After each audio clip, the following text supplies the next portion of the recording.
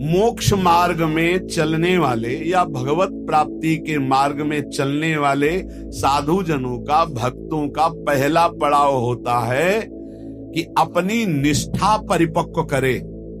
पहला कदम मजबूती है कि अपनी निष्ठा परिपक्व करे। कोई तुम्हें साथ नहीं देगा, कोई तुम्हारा इस मार्ग में मित्र नहीं होगा। जिसको मित्र बनाओगे वो घसीट लेगा प्रपंच की तरफ। आपको अकेले चलना है। आज तक का पूरा खुद का अनुभव है, इस मार्ग में अकेले चलना है। इस मार्ग में हमको मरना है। जीवित मर जाए उलट आप में समा यह है दिलगिरी। हर समय कष्ट, 1 मिनट का कष्ट, हर समय का कष्ट, पूरे जीवन का कष्ट। मृत्यु जब तक नहीं होगी तब तक का कष्ट। लेकिन उस कष्ट से ना उदास, ना निराश, ना हताश, पूरे जीवन की बात है। जब साधक पहले पड़ाव में दृढ़ हो जाता है, पहला पड़ाव यही है, सुख की तरफ आकर्षित नहीं होना, दुख से हमें मुख नहीं मोड़ना, तब उसे साधकों को सत्संग मिलता है, शुद्ध संत संग। उस संत संग से शुभेच्छा जागृत होती है, मुझे भगवत प्राप्ति करनी है। पहला पड़ाव तुम्हें सुख घसीटेगा, कदम नहीं बढ़ा देना सांसारिक सुख की तरफ। दुख तुम्हें भयावह लगेगा, कदम उसी की तरफ बढ़ाना। यह है भगवत प्राप्ति के मार्ग का पहले साधक का कदम। पकड़ो। सुख घसीटेगा, सुविधाएं घसीटेंगी, सुख सुविधा की तरफ कदम नहीं बढ़ाना।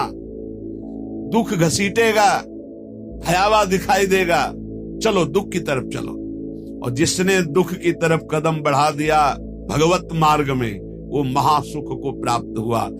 दूसरा उसको क्या संत संग मिलता है, विशुद्ध संत संग। उससे शुभेच्छा जागृत होती, अशुभ कर्मों का त्याग और भगवत प्राप्ति की प्रबल इच्छा।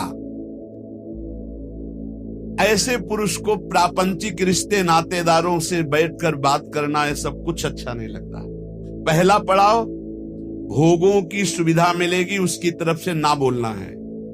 दुख है परमार्थ में, ये दिखाई दे रहा है आपको, लेकिन दुख नहीं, महासुख है। जैसे संसार में सुख है, ये दिखाई दे रहा है, लेकिन ये भगवान कह रहे दुखालय है, इधर सुख नहीं है। परमार्थ में दुख दिखाई दे रहा है, लेकिन इधर महासुख है, इधर कदम बढ़ाओ परमार्थ की तरफ। दूसरा, जे ही कदम बढ़ाओगे तो सच्चे संतों का संग मिल जाएगा। पहचान, शुभेच्छा जागृत हो जाएगी। पापाचरणों का त्याग और भगवत मिलन की, शुभ कर्मों की अंदर प्रबल इच्छा जागृत होगी। तीसरा, उसे बद्ध पुरुषों का संग अच्छा नहीं लगेगा। ये रिश्तेदार, नातेदार, सांसारिक भोगों में फंसे हुए लोग, ये अच्छा नहीं लगेगा। भले वो संसार के बीच में रह रहा है, लेकिन उसको इनसे प्रपंच की बातें करना, संसार के लोगों की, रिश्ते नाते की बातें, ये अच्छा नहीं लगता।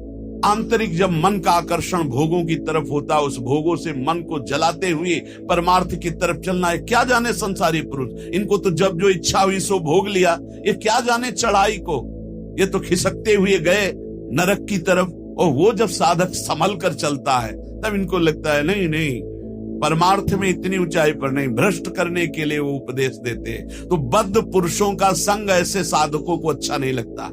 उसको अच्छा लगता है भगवत प्रेमी महात्माओं का संग, भगवत मार्ग की चर्चा करने वाले, कैसे हम माया पर विजय प्राप्त करें, कैसे भगवान से अनुराग प्राप्त करें। सजाती संतों का संग अच्छा लगने लगता है, और उसमें संतों के प्रति जो भाव आया, उससे सद्गुणों की वृत्ति बढ़ने लगती है। सद्गुण जो भगवान को प्रसन्न करे, सद्गुण जो भगवान की प्रीति प्रदान करे। प्रपंच से पूरा मन हट जाता है उस साधक का। चौथी स्थिति आई, प्रपंच से पूरा मन हट जाता, बिल्कुल अच्छा नहीं लगता। जैसे स्वप्न झूठा, ऐसे संसार झूठा दिखाई देने लगता है। उमा कहूं मैं अनुभव अपना, सत हरि भजन जगत सब सपना। तब उसका हृदय बहुत ध्यान देने योग्य, भगवान अपनी तरफ घसीटने लगते हैं। इतनी स्थिति के बाद ये संयोग वही बनाते हैं। श्री तुकाराम जी कहते हैं, फिर चित्त ऐसा घसीटते हैं, देव वसे ज्याचे चित्तिम त्याची घड़ावी संगति। ऐसा चित्त घसीटा कि अब तड़पड़ाहट प्रकट हो गई, व्याकुलता प्रकट हो गई भगवत मिलन की चाह की। फिर भगवान सिद्ध सदगुरुदेव की समर्पण वृत्ति करवाते हैं। इसके बाद, इतने के बाद सिद्ध सदगुरुदेव की समर्पण वृत्ति कराते हैं। और जहां सिद्ध सदगुरुदेव की समर्पण वृत्ति हुई, उसके आचार विचार चिंतन सब उसी कोटि होने लगे। महापुरुषों का प्रभाव होता है कि बहुत कम समय में, जो हजारों वर्ष की साधना से नहीं होता, कम समय में परिवर्तन प्रारंभ होना शुरू हो जाता है। उसमें वो सब सामर्थ्य आने लगती, वो सद्गुण आने लगते हैं जिससे वो प्रभु को रिझा सके। श्री तुकाराम जी कहते हैं, फिर ऐसे जब महापुरुष का संग लाभ हुआ तो अवलंब दृढ़ हो गया, शरणागति पुष्ट हो गई, आत्मसमर्पण पुष्ट हो गया। उसके अंदर ये बातें आने लगी। उपास्य, जो संप्रदाय अनुसार इष्ट देव प्राप्त हुए, उन इष्ट देव में सर्वभाव, श्री राधा वल्लभ मेरो प्यारो, जैसे यहां कह रहे पंढरपुर निवासी पांडुरंगा में पूर्ण आसक्ति, ऐसे वृंदावन निवासी श्री राधा वल्लभ लाल में पूर्ण आसक्ति। बस राधा वल्लभ लाल को हृदय ध्यान मुख नाम, मेरो प्यारो राधा वल्लभ मेरो प्यारो, सर्वोपरि सबहिन को ठाकुर, सब सुखदान हमारो प्यारो, मेरो प्यारो राधा वल्लभ मेरो प्यारो। अपने उपास्य देव में जब सदगुरुदेव की प्राप्ति हुई तो ऐसे चित्त आसक्त हो गया, हटाए नहीं हट सकता, प्राण प्यारे एकदम वो हृदय का विषय। दूसरा, अपने आचार्य की वाणी में अपने इष्ट का जो जस गाया गया है, जैसे श्री तुकाराम जी कह रहे हैं श्रीमद् भागवत और श्रीमद् भगवत गीता, क्योंकि विठ्ठल भगवान श्री कृष्ण, तो श्रीमद् भागवत और श्रीमद् भगवत गीता प्राणों से भी अधिक प्यारे। ऐसे श्रीमद् चतुरासी जी, श्रीमद् राधा सुधा निधि, प्राण से भी अधिक प्यारे।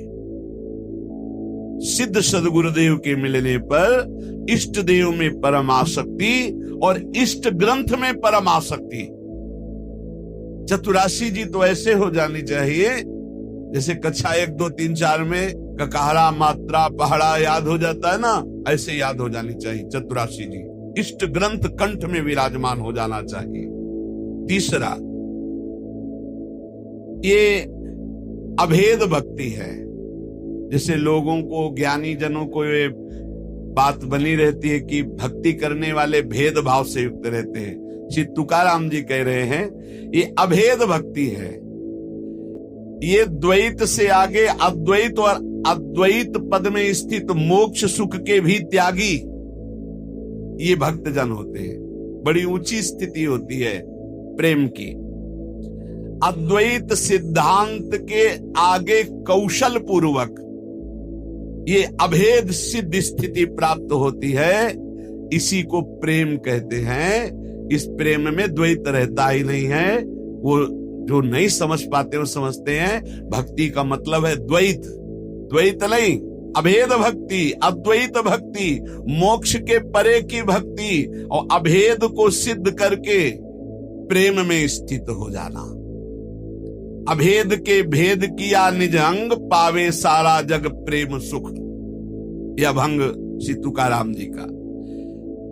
भक्ति की ऐसी पराकाष्ठा जिसमें एको ब्रह्म द्वितीयो नास्ति का अनुभव करके आगे बढ़ जाना, ये ज्ञान से भी श्रेष्ठ है हरि विठ्ठल की प्रेम लक्षणा भक्ति। वही भक्ति वही ज्ञान, एक विठ्ठल ही जान। द्वैत भाव से नहीं, ये द्वैताद्वैत, द्वैत से अद्वैत और अद्वैत से फिर प्रेम की स्थिति। चौथा, मुख्य साधना गुरुदेव के द्वारा जो बताई हुई पद्धति है, उसमें विशेष रूप से दो बातों की विशेषता। एक तो नाम कीर्तन की विशेषता और एक गुण कीर्तन की विशेषता। भगवान की लीला कथाओं का श्रवण कथन और नाम कीर्तन, ये दो प्रेम लक्षणा भक्ति के लिए विशेष साधन है। और गुरु कृपा से दोनों खूब जोर से चलते हैं। अखंड नाम कीर्तन चलता है और वाणी लीलाओं का गायन चलता रहता है।